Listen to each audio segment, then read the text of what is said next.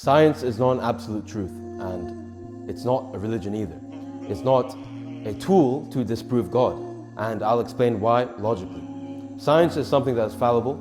It changes over time. For example, around 500 BCE or 300 to 500 BCE, Pythagoras and Aristotle believed the earth was spherical, while many civilizations believed that the earth was flat.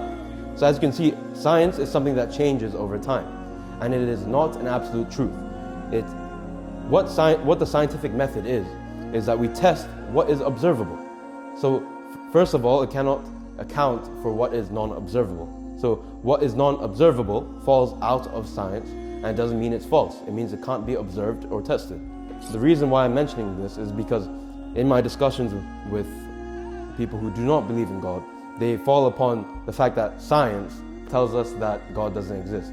However, the fact is the burden of proof actually falls upon them to explain why God doesn't exist.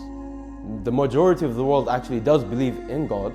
You can't assume that the burden of proof falls upon me to prove why God exists.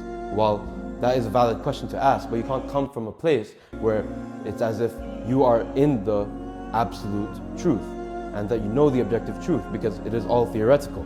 That's why we call it the observable universe. We do not even know what's beyond that, for example. Or we do not know what came before the Big Bang.